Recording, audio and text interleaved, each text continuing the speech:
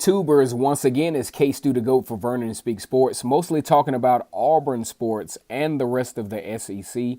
Want to give a shout out to my fearless and true gang, War Eagle. Now, in the third week of the season, Auburn will be taking on Kent State. Now, there's nothing compelling about Kent State in and of itself, but one thing we got to remember, Auburn had a recruiting class back in 2016 that included a highly recruited quarterback, Woody Barrett, that actually transferred from Auburn and now projected. He had a very good showing in this particular season at Kent State. He transferred from Auburn to Kent State. Now, Woody Barrett, was a very high, like I said before, was a very highly recruited quarterback.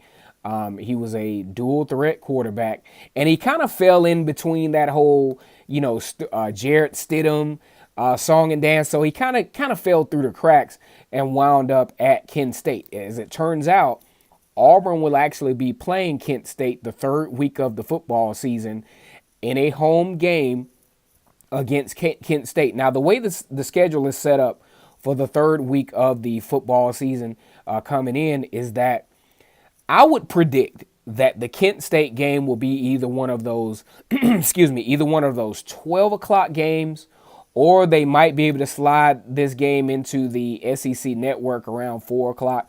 But chances are this is going to be a 12 o'clock game for the Auburn Tigers. Now, when we look at Woody Barrett, who was a transfer from Auburn, very highly recruited, very talented, he actually had a halfway decent season with Kent State this past year, passing for over 2,300 yards, running for another 500 yards. The only issue with Woody Barrett is he did throw a pretty considerable amount of interceptions, about 10 interceptions last season. So what do we look at when we come into a game like Kent State? Woody Barrett coming back to Auburn.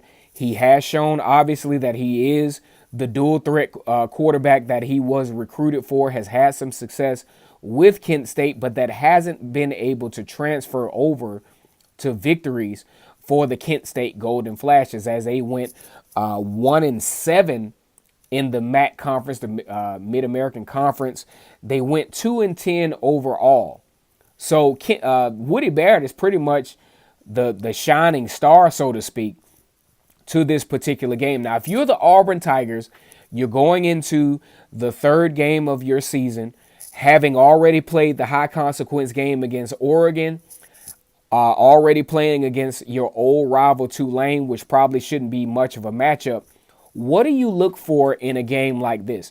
When you have an athletic quarterback like Woody Barrett, who probably could start for most of at least the middle tier teams in the SEC, for example, you want to take advantage of the opportunity to hone in on those skills, because when you start getting into the rigors of the SEC, you start looking at Felipe Jones at Florida, dual threat quarterback at Mississippi State.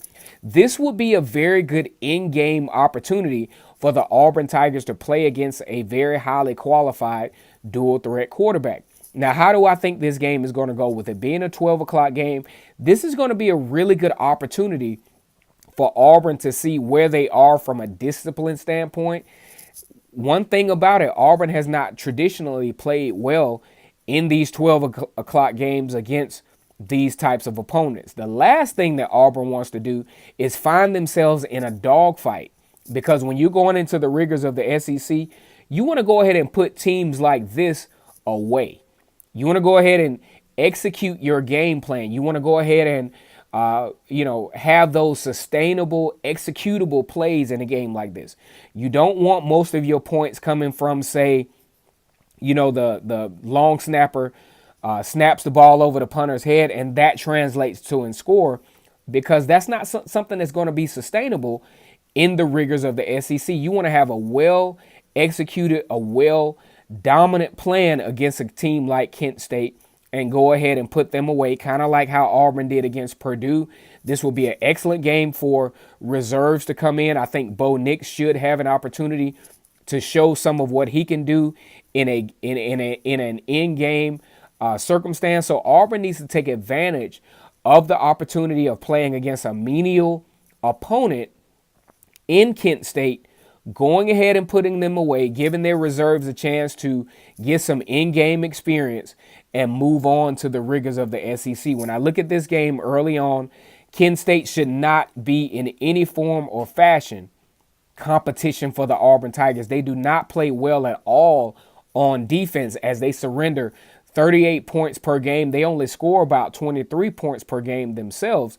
So this is a great opportunity for the Auburn Tigers to go ahead and get that blowout win as they start the rigors of the SEC. It will definitely be somewhat of an emotional visit for Woody Barrett, who came to Auburn as a highly recruited quarterback, but I just don't think this will be any type of matchup for the Auburn Tigers. The defense should do very well. I would go out on a limb and say the Auburn should pitch a shutout in this particular game. They don't have a lot of skilled players that are really, dynamic. They're coming off a 107th ranked recruiting class.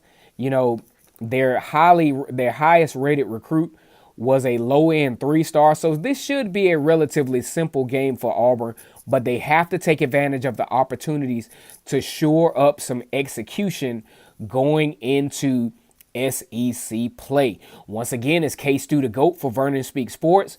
Go ahead and like, comment, and most definitely subscribe to my channel because we're going to have content coming almost every day. War Eagle.